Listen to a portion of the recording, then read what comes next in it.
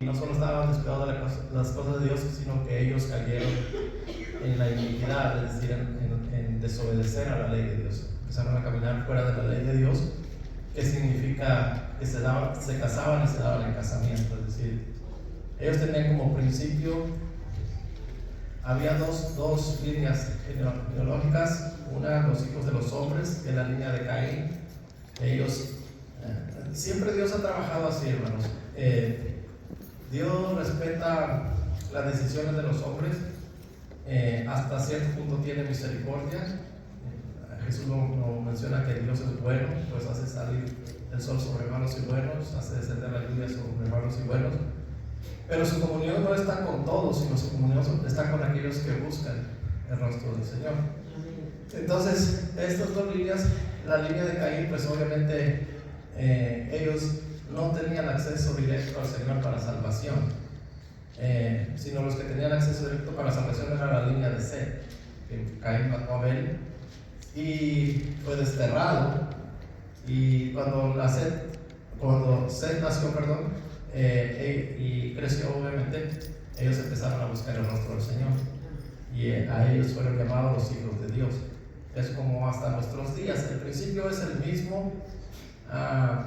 Cuando Dios introduce al Hijo a la tierra, el verbo, al principio era el verbo, y el verbo era con Dios, el verbo era Dios, y el verbo se hizo carne. San Juan escribe y dice: a los suyos vino, a los suyos no le recibieron, mas a todos los que le recibieron les dio la potestad de ser hechos hijos de Dios. Así que entre todos ellos estamos nosotros, que escuchamos la voz del Señor, le recibimos y nos convertimos en hijos de Dios. Nosotros somos humanos, pero también somos hijos de Dios, también reconocidos por el Señor.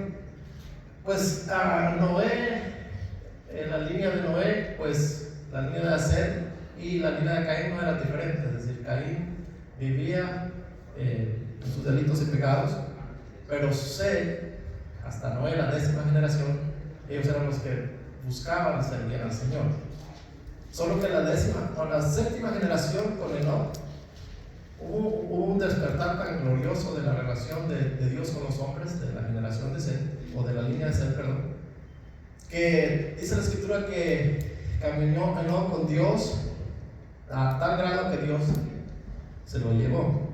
Aleluya.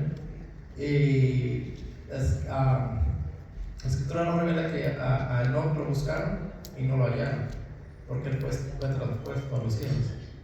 Pero ya para la 10ª generación, ya esa generación de los hijos de Dios ya estaban viviendo primero en apostasía, porque confiaban en sus riquezas y confiaban en el poderío económico, pero seguidamente estaban viviendo en iniquidad, porque ellos estaban casándose y dándose en casamiento. Es decir, ellos se metieron con la línea de Caín, los hijos de los hombres, pero no solamente buscaron mujeres para atraer a su pueblo, sino que también entregaron a sus hijos para que fueran a vivir con los de Caín. Entonces eso se conoce como iniquidad, apostasía primero y iniquidad. Y yo les decía, cuando nosotros echamos un vistazo alrededor de la iglesia en el mundo, pues una buena parte de la iglesia del Señor está viviendo así. No solo en la apostasía, primero se cayó en la apostasía, siempre parte,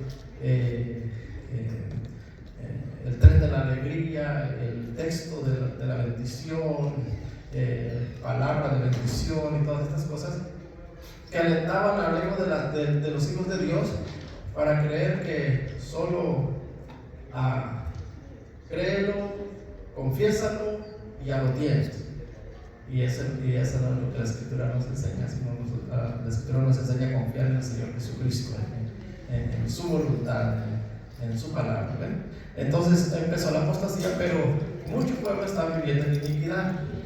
En iniquidad es caminar fuera de la ley de Dios. Amén. Es creer que nosotros, por el simple hecho de recibir al Señor, podemos hacer y deshacer, vivir como queramos, como quiera. Ya hemos sido salvos por Jesús, porque confesamos a Jesús en nuestro corazón y ya somos salvos. Pero no es así, sino que somos salvos ciertamente por recibir a Jesús, pero necesitamos caminar con Él. Amén. Es lo que la Escritura nos enseña: anda delante de mí y sé perfecto. decir, no estábamos hablando de una perfección en todos los aspectos, sino una perfección en cuanto a obedecer los mandamientos del Señor. Pero mucho pueblo está viviendo en iniquidad de apostasía, y es precisamente un reflejo de que los retoños empiezan a brotar. Y eso es un reflejo de que el verano está cerca. Ya dijimos que el verano es la gran tribulación, la hora de la prueba, los días del Hijo del Hombre, el día del Señor, las tinieblas de afuera. Y las tinieblas de afuera el Señor las manifiesta para Israel, Mateo 8, del 8 al 12. Israel no va a entrar al cielo o a las bodas del Cordero, sino ellos pasarán en esta prueba. En el ejemplo que nos dio el Señor Jesucristo de aquel centurión, que su siervo estaba enfermo y él le dice, di la palabra y él se la sana. No soy digno de que entres a mi casa. Y el Señor alaba la fe de este hombre gentil, y entre esa alabanza para ese hombre gentil está la alabanza para nosotros que no vimos al Señor pero que creemos en el Señor. Amén. Entonces, pero allá le da la sentencia: los hijos del reino estarán fuera, serán echados a las tinieblas de afuera, este periodo de la gran tribulación. Y la iglesia insensata pues nos habla acerca de un siervo inútil que se le dieron a todos nosotros cuando nos convertimos al Señor. Dios nos da un don, nos da un talento, algo de bastante valor, pero el Señor espera que nosotros sirvamos en la casa del Señor. En una ocasión el Señor dijo que en qué se complace Dios en sus hijos. Dios dice en que lleven mucho fruto. Amén. Entonces vemos ya aquí, empezamos a ver señales de cuán cerca estamos del arrebatamiento. La idea de este curso o de esta enseñanza o de este semestre es que nosotros podamos entender qué tan cerca estamos del arrebatamiento. Entonces ya llevamos dos señales, ¿verdad? Apostasía y iniquidad, los hombres cómo están viviendo, pero también la señal del siervo inútil. Es decir, que aquella persona que ha descuidado la relación con el Espíritu Santo no tiene ganas de trabajar para el Señor. Él solo piensa en su ego, en su yo no soy tonto para que abusen de mí, yo hago lo que yo quiero, porque no tiene el Espíritu de Dios morando en él, y entonces se convierte en un siervo inútil. El Señor le dice: ¿por qué, si sabías que yo recojo donde no sembré, por qué no, pues de perdida, en vez de enterrar el talento, fuiste y lo llevaste al banco para que con los intereses pues algo hubieses colaborado, ¿verdad? Entonces son señales de que la venida del Señor está cerca y de que estas personas, la iglesia insensata, entrará a la gran tribulación. ¿Amén? ¿Se acuerdan que dijimos ahí? En la iglesia hay dos tipos de personas: la iglesia sensata y la iglesia insensata. Mire qué curioso que el Señor no reprende o no castiga a la iglesia porque se durmió. La escritura dice que había 10 vírgenes, pero las 10 cabecearon y se durmieron, tanto las sensatas como las insensatas. Pero ¿por qué las reprende? ¿Por qué entrarán aquí en el periodo de la gran tribulación o en las tinieblas de fuera? Por estas características: viven una vida de apostasía, confían más en cualquier cosa que en el Señor, viven una vida de iniquidad, es decir, viven fuera de la ley de Dios, les da lo mismo pecar o no pecar, servir o no servir al Señor, y también son siervos que no trabajan para el Señor.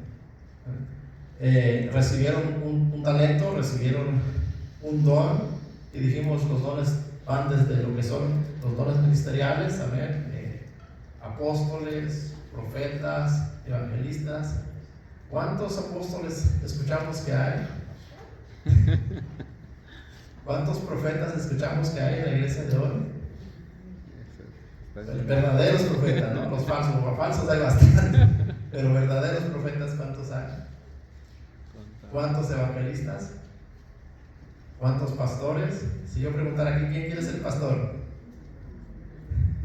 Que levante la mano. A ver, ¿cuántos maestros? Entonces, desde esos talentos o esos dones que Dios dio, los dones o los talentos ministeriales, los talentos de espirituales, es decir, dones de sanidades, de milagros, de ciencias, en lenguas, de interpretación de lenguas. ¿Amén? ¿Cuántos hablan en lenguas en nuestros días? ¿Cuántos interpretan lenguas? ¿Cuántos hacen sanidades? ¿Cuántos hacen milagros? ¿Amén? Pero todo eso la iglesia lo hemos descuidado, ¿verdad? Pero no solamente están esos, están los dones de servicio. Los que barren, los que acomodan, los que construyen, los que remodelan, los que hacen cualquier servicio en la casa del Señor. Amén. ¿Dónde están esos dones? Pero por último el Señor pone el don del sostén de la obra. Porque también hay gente dentro de la iglesia del Señor que Dios los ha bendecido económicamente, pero el propósito de Dios bendecirlos económicamente es para que apoyen la obra del Señor. Amén. Amén. Y el Señor lo pone como un talento, pero un talento no es cualquier cosa, era una moneda así, pero una moneda de gran valor, es decir, en el aspecto económico es de gran valor para ayuda de la obra. Y si ha recibido una moneda de talento económico, creo que aquí nadie ha recibido eso, ¿verdad? Pero si alguien recibe algo así, pues como es una moneda de gran valor, si la lleva al banco, pues le da un buen interés. ¿Y para qué debe ser esa bendición o ese talento que recibe la persona? Pues para el sostén de la obra del Señor. Yo una ocasión escuchaba a un hombre que decía, no, yo voy ahora sí encontré la iglesia perfecta, porque ahí no te piden ni diezmos, ni ofrendas, ni tienes que estar dando nada. Y yo no le dije nada, pero yo dije entre mí, pues el que no da nada eres tú. Porque ese edificio seguro que alguien paga por él. Porque no creo que el edificio se tenga solo. No creo que la luz se pague sola. O que la compañía de electricidad diga, no, pues como es iglesia no les voy a cobrar. No, alguien paga por eso, ¿no? Que tú no hagas eso ya es otra cosa, pero alguien paga por eso. Entonces el Señor nos habla a la iglesia insensata, ya le dice que a todos nos ha dado un talento, a todos nos ha dado un don, y es necesario que nosotros lo pongamos a trabajar. ¿Por qué esta insensata entra a la gran tribulación o a las tinieblas de fuera? Porque no quiso desarrollar o poner a trabajar el talento que recibió. Amén. Muy bien, así que pues ya como consejo, pregúntese usted qué don Dios le dio y póngalo a trabajar. Amén. Para bendición de su vida, de la vida de la iglesia y para honrar al Señor. Muy bien. Entonces, ya vimos la cronología de manera general de los eventos que han de suceder, y ahora ya nos vamos, ahora sí, a hablar ese periodo de lo que dijimos, la gran tribulación, los días del Señor, las tinieblas de afuera. Es este periodo. A este periodo de la gran tribulación, amén, también se le conoce, no lo mencioné atrás, se le conoce también como la semana 70 de Daniel. La mayoría de los escatólogos y de los teólogos la pronuncian así, la semana 70 de Daniel. Algunos que quieren ser un poquito más claros, pues ellos dicen es la semana número 70 para el pueblo de Israel que le fue revelado a Daniel. Y está bien, es de manera más explícita, pero para ahorrarse todo ese asunto, pues la mayoría simplemente dice la semana 70 de Daniel. ¿Y por qué no la mencioné antes? Porque es precisamente la semana 70 de Daniel la que nos muestra el tiempo de duración de este periodo de la gran tribulación.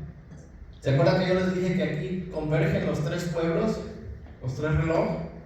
Amén. Israel converge aquí con el pueblo de los gentiles y la iglesia insensata. Los tres entran a la gran tribulación. Tanto Israel como los gentiles como la iglesia insensata entrará aquí en la gran tribulación. Amén. ¿Por qué? Porque dijimos que este periodo también es conocido como la hora de la prueba. Es decir, cuando aquellos que cacoypuntas, que están apegados a esta tierra, que nunca miran al cielo, que nunca se preocupan porque el Señor va a venir, que nunca piensan que Cristo Jesús va a venir por su pueblo, que no están esperando, que no están, como dice Apocalipsis, el Espíritu y la novia dicen, ven Señor Jesús. De hecho ahorita se está diciendo, ven pero todavía no vengas. ¿Por qué? ¿Por qué todavía no vengas? Porque el corazón de esas personas está pegado a esta tierra. Está pegado a las bendiciones de esta tierra. Y algunos dicen, no vengas porque no me he casado. No vengas porque todavía no me compro el carro que quiero. No vengas porque todavía no tengo la casa que yo quiero. No vengas porque mi nieto todavía no crece. No vengas porque mis hijas todavía no se casan. ¿Amén? Entonces, esos son los catoicuntas, los que están apegados a esta tierra. Amén. No están pensando en la venida del Señor. Entonces, ese grupo entrará al periodo de la gran tribulación. Aquí convergen los tres pueblos. Y pues, ya a repetir, este periodo también se conoce como la semana 70. ¿Y por qué lo deja el último? Porque la semana 70 es la que nos enseña cuánto dura esta gran tribulación. Es a través del reloj de Israel donde nosotros vamos a saber la duración de este tiempo, de la gran tribulación. Hemos estado hablando de la gran tribulación, pero el tiempo lo marca la semana 70 de Daniel. Y la cronología de los eventos, pues ya los he ordenado de esta manera. ¿Por qué lo pongo yo así? Porque si usted investiga o escucha a teólogos o a escatólogos, no le saben ubicar la cronología de los eventos. Amén. Algunos ponen las trompetas al principio, los sellos al principio, pero eso les sucede porque descuidan lo que son los tres relojes y descuidan lo que son el proceso de cómo se van dando cada cosa. Amén. Porque solo se concentran en el Apocalipsis y en Daniel. Pero para que puedas entender todas las cosas, recuerden que les había dicho que los últimos tiempos Dios los puso en misterio, los envolvió en misterio. Pues es necesario conocer la Escritura, es decir, toda la Escritura. No sabérsela de memoria, sino conocerla, es decir, estudiarla, poder saber en qué momento Dios está obrando, cuáles son los tiempos de Dios. Amén. Entonces, esta es la cronología de los eventos. Y vamos a ir rapidito a Daniel 9, del 24 al 27, que es la que nos da específicamente el 27. Sí, desde el 24 al 27 nos da el tiempo de la duración de la gran tribulación. Amén. Así que ya vamos a empezar con la lectura para que me ayuden. No sé si alguien va a manejar algo del micrófono para que lo vaya pasando. Entonces, alguien que busque Daniel del 9 al 27. Capítulo 9 del 24 al 27 y Primera de Tesalonicenses, mi hermano busca Primera de Tesalonicenses capítulo 5 del 1 al 5.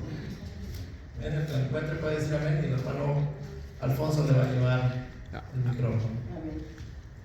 No sé si me pueden conseguir una agua, por favor. Amén. Dice Daniel 9:24. 70 semanas están determinadas sobre tu pueblo y sobre tu santa ciudad para terminar la prevaricación y poner fin al pecado y expiar la iniquidad, para traer la justicia perdurable y sellar la visión y la profecía y ungir al santo de los santos.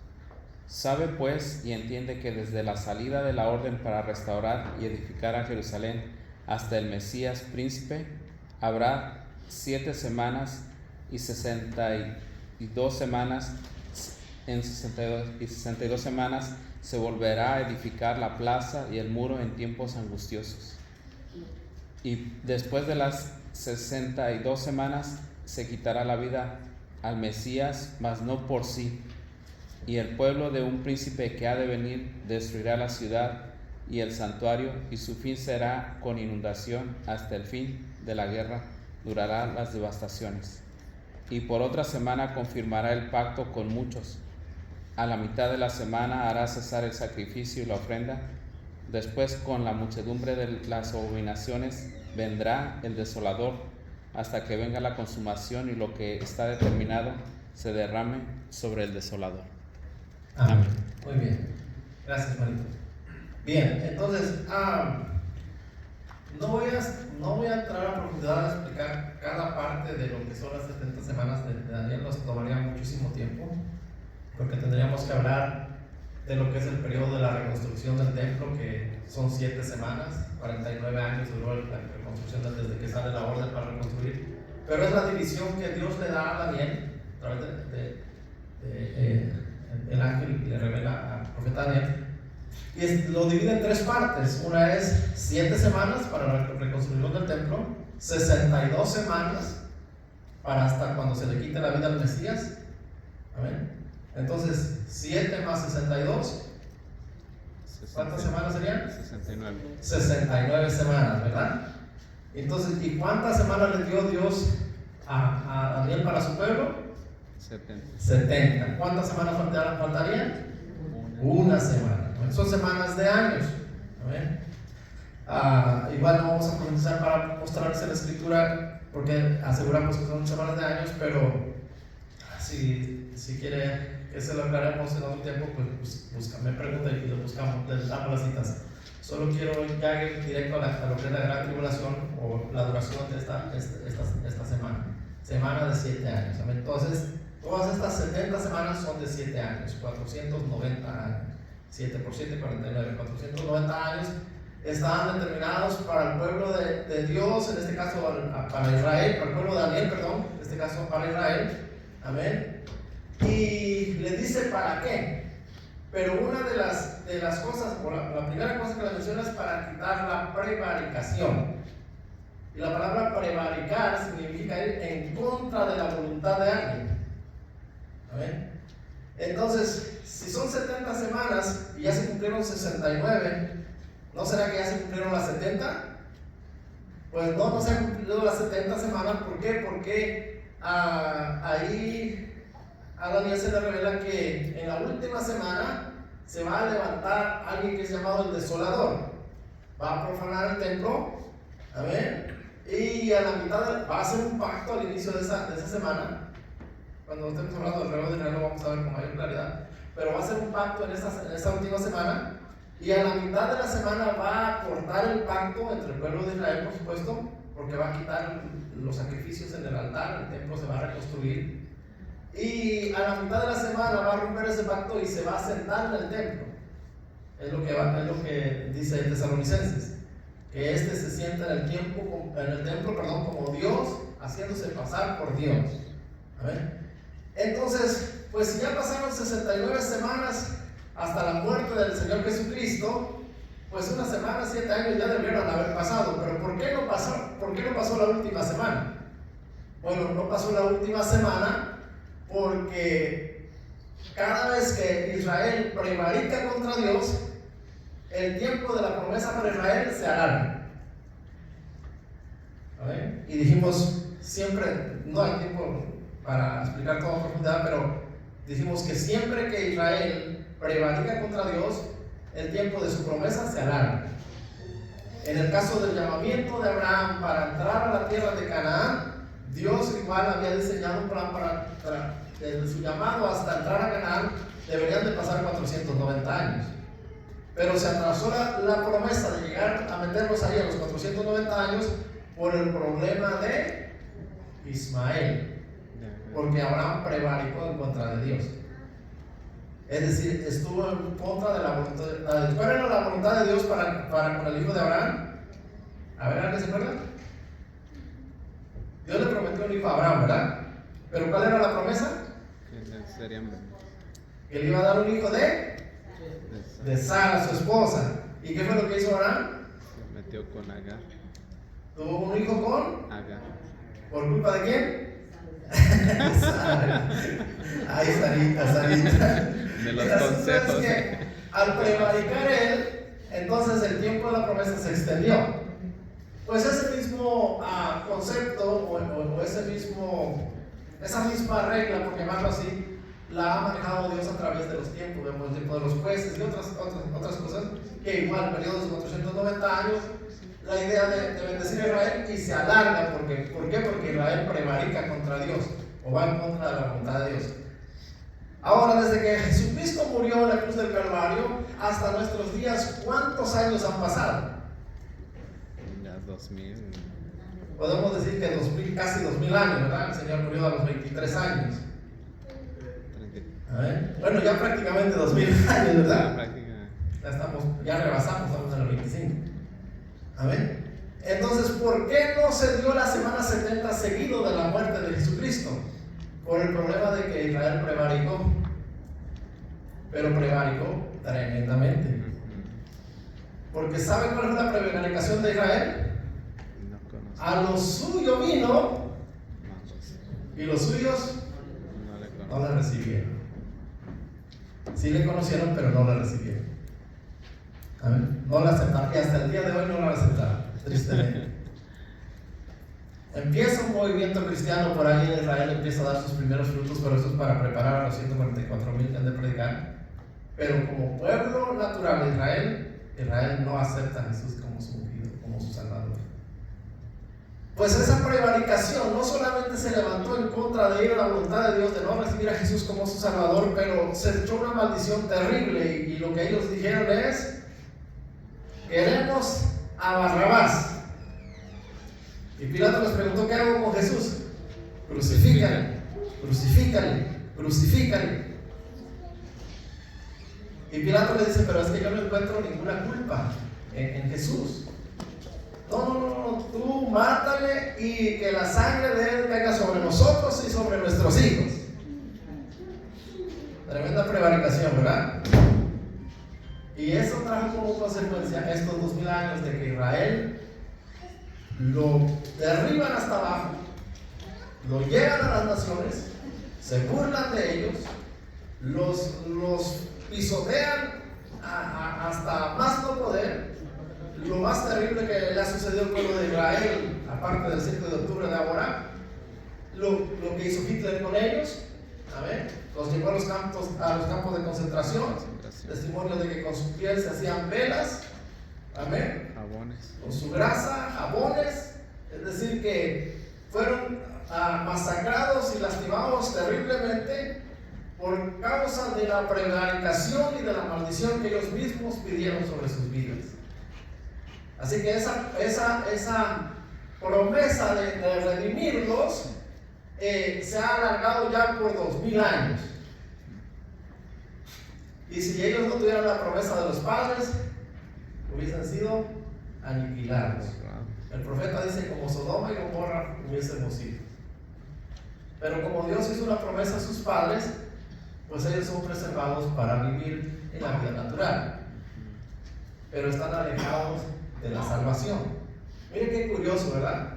En el tiempo de Israel ellos tenían seguro la salvación, pero los gentiles éramos perrillos. Amén. Estábamos lejos de la salvación, pero se invirtió el papel y ellos ahora están lejos de la salvación y estos perrillos comen de la mesa del Señor. Amén. Así es como Dios siempre ha tratado. Por eso es que Dios es un Dios justo. No es un Dios injusto. Dios obra en justicia. Por eso es que había mi preocupación de ver a gente que dice: no, es que si tú ya te bautizaste, ya eres salvo, siempre salvo, y no importa lo que hagas, tú no te pasa nada. No, hermano. No es así. Dios no puede ser burlado. No es rey, dice el apóstol. Dios no puede ser burlado. Bien, entonces, ¿por qué ha durado tanto? Porque Israel está en prevaricación. Pero va a llegar el tiempo, y ya estamos cerca de llegar a ese tiempo, en el cual el verano se aparezca y la semana 70 inicie. La semana 70 que falta a Israel, amén, va a iniciar. Entonces, ¿y cómo va a iniciar? Ahí Daniel nos revela que va a iniciar con un pacto de paz. Usted sabe que Israel, desde que prevaricó contra el Señor, vinieron los romanos, los masacraron, los expulsaron, los echaron fuera, repartieron sus tierras, las entregaron a los pueblos de ahí, le cambiaron hasta el nombre, le pusieron Palestina. Y esa de Palestina quedó hasta nuestras últimas generaciones, amén. Y yo no sé si ustedes se acuerdan, pero nosotros cantábamos: tierra bendita y divina es la de Palestina, donde nació Jesús. La hermana Mari sí se acuerda, la hermana Arturo también. Pero obviamente que nosotros ni sabíamos que era Palestina o que era Israel. Pero fue tanta la prevaricación que los romanos llegaron, los expulsaron, los masacraron y los expulsaron a los que quedaron. Amén. Y Prácticamente eso ha sucedido, lo que dice Daniel, y hasta el fin de la guerra durarán las devastaciones. ¿Qué significa eso? Que hasta la guerra del fin Israel tendrá el mismo proceso: se levanta, lo aplasta, se levanta, lo aplasta, se levanta, lo aplasta, y viene la última tribulación para Israel, que es la semana 70 de Daniel. Israel ahorita se siente imponente, se impone sobre sus enemigos de alrededor. Tiene tecnología, tiene ciencia, tiene electrónica, tiene avances científicos grandes, amén.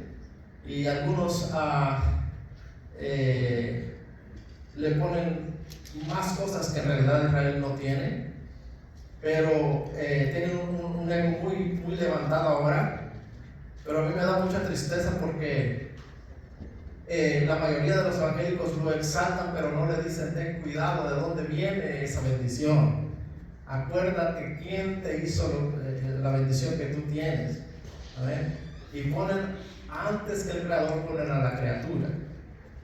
Y la adoración siempre es para el Creador, no para la criatura. Algunos van hasta la exageración de decir: no importa lo que haga Israel, no matter what, Israel es Israel y puede hacer lo que se le dé la gana, y eso no es así. Ahora está el otro lado de los gentiles también. Dios entregó a los gentiles a Israel para ser juzgado, pero los gentiles tienen que tener cuidado de cómo tratan a Israel, porque cuando sobrepasan, amén, el yugo sobre Israel, el Señor dice: yo también juzgaré esas naciones. Porque Dios es un Dios justo. Entonces es bueno andar en los mandamientos del Señor y saber los tiempos de Dios. Saber que para Israel, de hecho, este periodo también se conoce como la angustia de Jacob. Será un tiempo de angustia terrible como nunca la ha habido antes. Y a medida que lo vayamos viendo año tras año, pues vamos a ver qué tan terrible es. ¿Ven?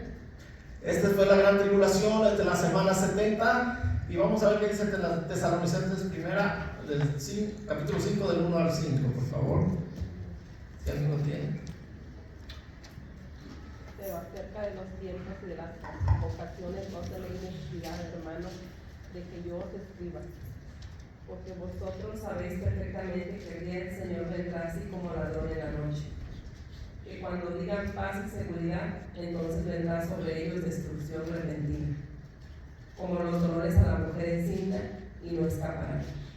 Mas vosotros, hermanos, no estéis en tinieblas, para que aquel día os sorprenda como ladrón, porque todos vosotros sois hijos de luz e hijos del día, no somos de la noche ni de las tinieblas. Amén. Entonces, ¿somos de la noche? No. ¿En qué debemos estar haciendo entonces? ¿Durmiendo o velando? Velando. Los que duermen de noche duermen, ¿verdad? Y luego dice también: los que se embriagan de noche se embriagan. Pero nosotros no somos de la noche, nosotros somos del día. Así que hay que estar velando, Cristian. Porque no sabemos a qué hora el Señor va a tocar la trompeta, ¿verdad? Y hay que estar velando.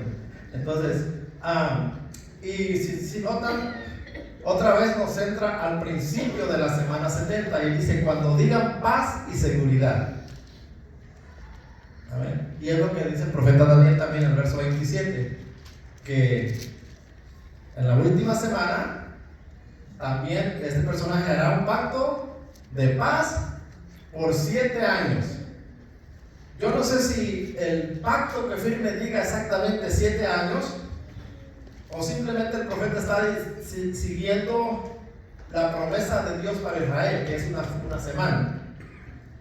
Pero lo que sí sé es que cuando esto inicie va a haber un pacto de paz. Y todos van a decir: se solucionó el problema de miles de años de Israel con sus vecinos, y ahora estamos firmando un pacto de paz para Israel. Y lo firmarán con muchos pueblos. ¿Qué significa eso? Que ningún pueblo va a poder atacar a Israel, porque Israel va a estar protegido por la potencia mundial bajo ese pacto para que Israel no sea atacado. ¿Y qué creen? Pues Israel sí va a ser atacado. Y los primeros que lo van a atacar, estoy adelantando un poquito más, un poquito, porque eso me ayuda para cuando lleguemos a los relojes, ustedes van a entender el asunto. Israel sí va a ser atacado y los que lo van a atacar van a ser los árabes. Pero los árabes van a ser barridos completamente. Al norte, el país de Erdogan, ¿cómo se llama este país? Turquía será barrido. Libia será barrida. Egipto será barrido. Yemen será barrido. Entonces, este pacto de paz no sirve sino solo para señalar a nosotros. Porque cuando digan paz y seguridad les va a venir destrucción a estos, a los catoicuntas. Pero la iglesia del Señor que está velando, ¿qué es lo que va a suceder? A ver, no creo que nadie sepa qué va a suceder. A ver, sin miedo, vamos a participar. ¿Qué va a suceder cuando digan paz y seguridad a la iglesia del Señor? La iglesia será arrebatada, exactamente. Que este pacto de paz no sirve sino solo para señalar a nosotros de que el tiempo de ser arrebatados está ya ahí. Por supuesto, no conocemos la hora ni el día, pero sabemos que cuando se diga paz y seguridad, en cualquier instante el Señor levantará a su iglesia. Amén. Y el apóstol Pablo dice que será como un abrir y cerrar de ojos. ¿Cuánto tarda eso? Por eso es la palabra arrebatamiento. Abrir y cerrar de ojos, un pestañeo. Eso es que vámonos. Cuando la trompeta suene, ni tiempo de ir a buscar a Becky, ¿verdad que no?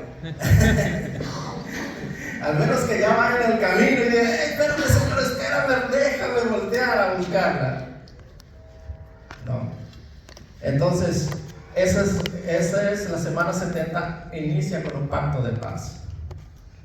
Y eso solo es señal para nosotros, para que sepamos que el arrebatamiento ya está. Así que no se espante con las guerras que están sucediendo. Por supuesto, no digo que no oren, hay que orar por el pueblo de Dios. Mucha gente del Señor está sufriendo, Israel está sufriendo. Amén. Y lo único que podemos hacer es orar para que la misericordia de Dios se mueva. Amén. Para que los ojos de Israel sean abiertos, para que el pueblo, la iglesia del Señor sea guardada. Eso es lo único que nosotros podemos hacer.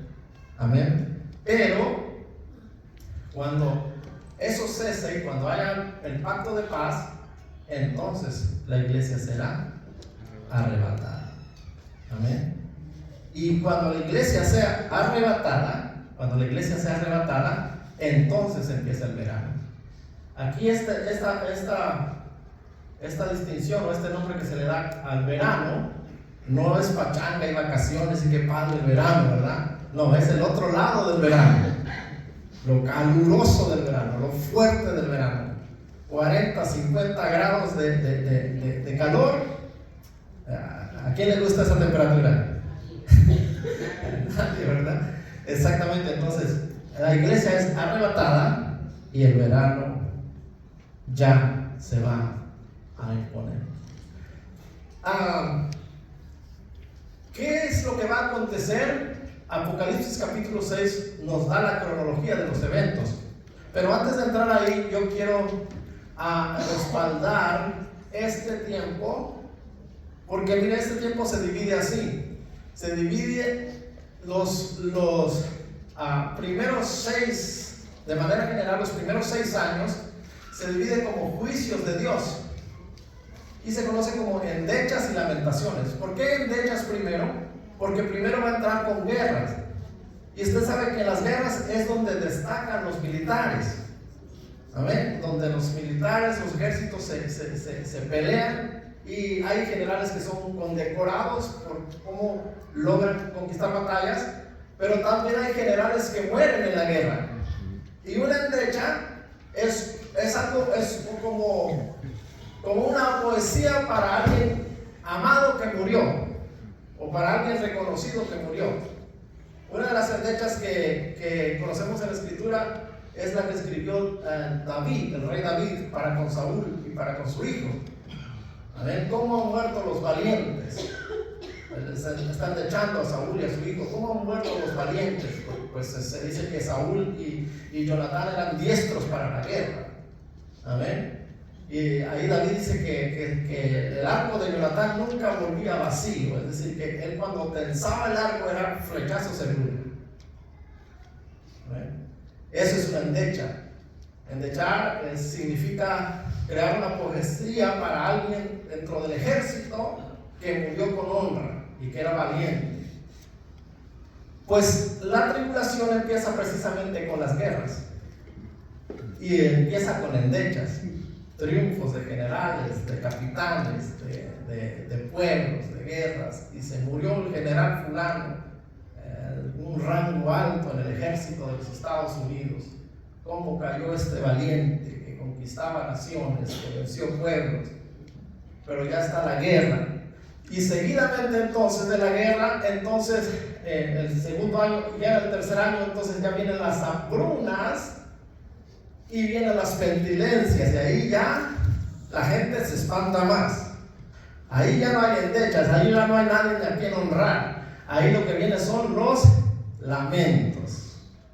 Y una pequeña probadita fue el virus COVID-19. Amén. Donde muchos hasta el día de hoy se lamentan la pérdida de un ser querido. Y otros insensatos se burlan de este acontecimiento. No, cristianos miedosos. ¿Por qué se ponen la vacuna? Ese es el 666. Qué insensatez. No, hermanos. Y gente que quizás vea el video. Quiero decirles que las vacunas han salvado muchas vidas. Es cierto que en algunos experimentos han salido mal y algunos han sido perjudicados, pero la erradicación del sarampión y de varias enfermedades que los pueblos padecían fueron erradicadas o por lo menos reducidas a casi nada precisamente por las vacunas. Y el descuido de las vacunas está haciendo que ahora enfermedades que se habían casi eliminado están volviendo. ¿Quién pensaría que en el siglo XXI la plaga del sarampión vuelva? ¿Pero saben por qué? Porque las poblaciones que no se están vacunando están permitiendo que esto vuelva. Así que no, la vacuna no es el 666, ni es la marca de la bestia, ni es del diablo, ni es nada de esas cosas. Amén. Sino que sí previenen. Pero para este tiempo alguien va a desear que haya una vacuna. Eso es bastante terrible. Amén. Entonces el periodo del primer año hasta el sexto año se conoce como endechas y lamentaciones. Ahorita lo vamos a ver por la escritura. Pero el último año, el séptimo año, ya se conoce como ayes. Y esos ayes nos los va a revelar lo que son las trompetas y las copas. Amén. Cuando vemos los tres últimos toques de trompeta y las tres últimas copas, ahí sale un ángel mexicano y dice ay, ay, ay, ay. Es broma. Ahí dice ay de los ángeles de los hombres por los ángeles que han de tocar la trompeta. Y son 3 ayes. Los 3 últimos ayes son una ira de Dios terrible. De por sí las 7 copas y las 7 trompetas son la ira pura del cáliz de Dios derramada sobre los hombres de la tierra, los catapultas. ¿Ven? Pero los 3 últimos son terribles. Y eso lo vamos a ver en su tiempo. Pero quería mencionarles esto para que ustedes vean que cómo está la cronología de los eventos año tras año, primero, segundo, tercero, cuarto, quinto, sexto y séptimo año, y podemos dividirlas en endechas y lamentaciones. Inicio de la tribulación, los 2 primeros años hay endechas, pero de ahí en el tercero, cuarto, quinto y sexto año ya hay lamentaciones. Ya la gente ya no endecha a nadie, solo se están lamentando por lo duro de esta situación, y lo vamos a ver. Y el último año ya son los ayes, porque es la ira de Dios y del Cordero. Amén. La ira de Dios y del Cordero. Y lo vamos a ver. Amén. Entonces usted va a entender que cuando escucha a alguien que está diciendo, no, que las copas y que empezamos con las copas y las trompetas. No, las copas y las trompetas no proceden, no empiezan ni aquí, ni a la mitad, ni nada, sino es el último año. Es la ira de Dios, es derramada sobre Jesús. Ahí en este año ya no hay salvación ni misericordia. Aquí los que llegan a este último año, ya solamente hay dos grupos: los que definitivamente ya se han entregado al Señor y los que han sido endurecidos como Faraón. Ya ellos ya no tienen opción, y sobre ellos se va a derramar la ira de Dios. Amén. ¿Cómo los distinguimos? Pues los que se entregaron al Señor tienen el sello de Dios y son llenos del Espíritu Santo. Los que rechazaron al Señor, ellos tienen el sello de la bestia. Amén. Y tienen el espíritu de Satanás, decididos para perdición. Y a ellos va a ser derramada la ira de Dios.